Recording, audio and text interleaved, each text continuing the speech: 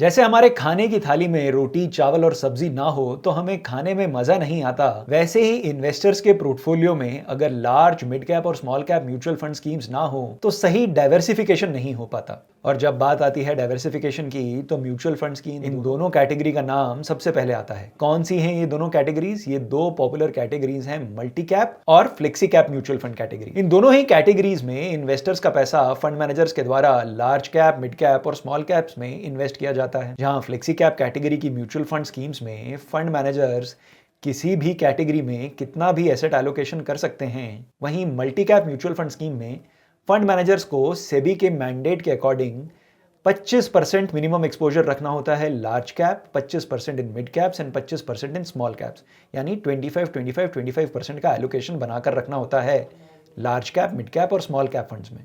Past returns बताते हैं कि मल्टी कैप कैटेगरी की म्यूचुअल फंड स्कीम्स ने डिसिप्लिन्ड इन्वेस्टमेंट और डाइवर्सिफिकेशन स्ट्रैटेजी के कारण फ्लेक्सी कैप कैटेगरी की स्कीम्स से थोड़े से बेहतर रिटर्न्स दिए हैं। इसी को ध्यान में रखकर इस वीडियो में हम आपके लिए दो मल्टी कैप कैटेगरी से जुड़ी बेहतरीन स्कीम्स लेकर आए हैं।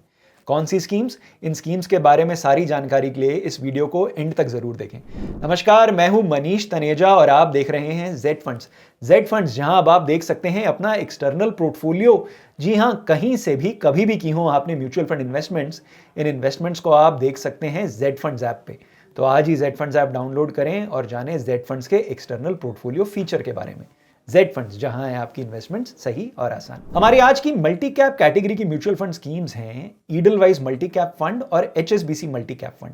हमारी रिसर्च टीम द्वारा इन दोनों स्कीम्स को सिलेक्ट करने के पीछे का सबसे बड़ा रीजन है, इन दोनों स्कीम्स ने लॉन्च डेट से लेकर अब तक अपने इन्वेस्टर्स को 40% से अधिक का रिटर्न दिया है। इसके अलावा इन दोनों स्कीम्स ने अपने बेंचमार्क और कैटेगरी रिटर्न्स को पिछले एक साल में आसानी से बीट किया है। वीडियो में जानेंगे क्या फंड मैनेजमेंट प्रोसेस फॉलो किया गया है इन रिटर्न्स को जनरेट करने के लिए। तो आइए जानते हैं सबसे पहले हमारी पहली scheme Edelweiss multi cap fund के। स्कीम का एनएफओ अक्टूबर 2023 में आया था। तब से स्कीम ने अपने इन्वेस्टर्स को 48.79% का रिटर्न दिया है। ये हम सभी जानते हैं कि शेयर मार्केट में कभी भी पास्ट रिटर्न्स के बेसिस पर किसी स्कीम में इन्वेस्ट नहीं करना चाहिए, पर पास्ट रिटर्न्स एक अच्छा इंडिकेटर हैं, स्पेशली अगर रिटर्न्स ने बेंचमार्क को आउट परफॉर्म किया है कि फंड मैनेजर कुछ तो सही कर रहे हैं। क्या कर रहे हैं ईडलवाइज मल्टी कैप के fund managers? Fund management process के बारे में डिटेल जानकारी के लिए ईडलवाइज मल्टी कैप फंड पे बनाया गया हमारा डेडिकेटेड वीडियो जरूर देखें। ये वीडियो आप पाएंगे इस वीडियो के एंड में।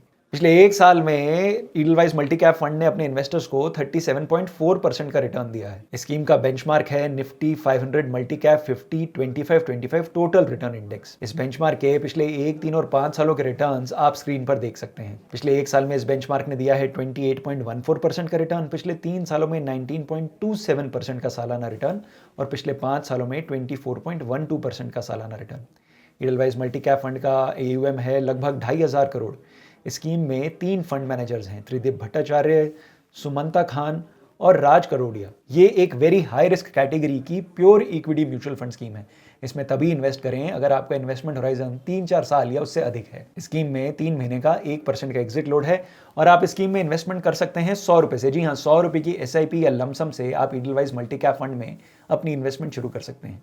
स्कीम के AUM का लगभग 99% 98.91% इक्विटी एसेट्स में इन्वेस्टेड है, यानी सारा AUM स्टॉक मार्केट में इन्वेस्टेड है और जो थोड़ा सा पैसा रखा गया है कैश में वो day to day liquidity management के लिए रखा गया है। स्कीम ने टोटल 10 सेक्टर्स में स्कीम के टॉप 5 सेक्टर्स हैं financial services, technology companies, consumer discretionary, industrials और हेल्थ केयर। 4 सेक्टर्स में है 10% से ज्यादा एलोकेशन। स्कीम के पोर्टफोलियो में 100 स्टॉक्स हैं। इसकी टॉप 5 होल्डिंग्स हैं HDFC bank, ICICI bank, Infosys, Larsen and Toubro और रेडिको खैतान। इस वीडियो में जिस दूसरे मल्टी कैप फंड की हम बात करेंगे वो है HSBC मल्टी कैप फंड। इस फंड का NFO आया था जनवरी 2023 में और इसने अपने NFO इन्वेस्टर्स को अब तक 42.79% का रिटर्न दिया है। स्कीम ने पिछले एक साल में अपने इन्वेस्टर्स को 34.24% का रिटर्न दिया है। स्कीम के benchmark Nifty 500 multi cap 50-25-25 total return index के रिटर्न्स का जिक्र हम पहले ही कर चुके हैं। HSBC मल्टी कैप फंड भी एक वेरी हाई रिस्क कैटेगरी की म्यूचुअल फंड स्कीम है। ये एक open ended mutual fund scheme है, यानी आप इसमें पैसा कभी भी लगा सकते हैं और कभी भी पैसा इससे निकाल सकते हैं। पर इन्वेस्ट करने से पहले ध्यान दें, क्योंकि ये एक pure equity mutual fund scheme है, आपका इन्वेस्टमेंट होराइजन 3-4 साल या उससे अधिक हो। 4,300 करोड़ है AUM इस म्यूचुअल फंड स्कीम का और इस म्यूचुअल फंड स्कीम में कोई लॉक इन पीरियड नहीं है, पर हाँ 1 साल तक का 1% एग्जिट लोड है। इन्वेस्टर्स लगाए गए पैसे का 10% निकाल सकते हैं कभी भी बिना कोई एग्जिट लोड पे किए हुए। स्कीम में लमसम के माध्यम से इन्वेस्ट करना चाहें तो आपको मिनिमम इन्वेस्टमेंट करना होगा 5,000 रुपए, जबकि 500 रुपए की SIP से आप HSBC मल्टी कैप फंड में अपनी इन्वेस्टमेंट शुरू कर सकते हैं। HSBC म्यूचुअल फंड के फंड मैनेजमेंट प्रोसेस को जानने के लिए इस फंड हाउस की दूसरी स्कीम्स में बनाए गए हमारे वीडियोस को जरूर चेकआउट करें। उन वीडियोस को आप पाएंगे इस वीडियो के एंड में।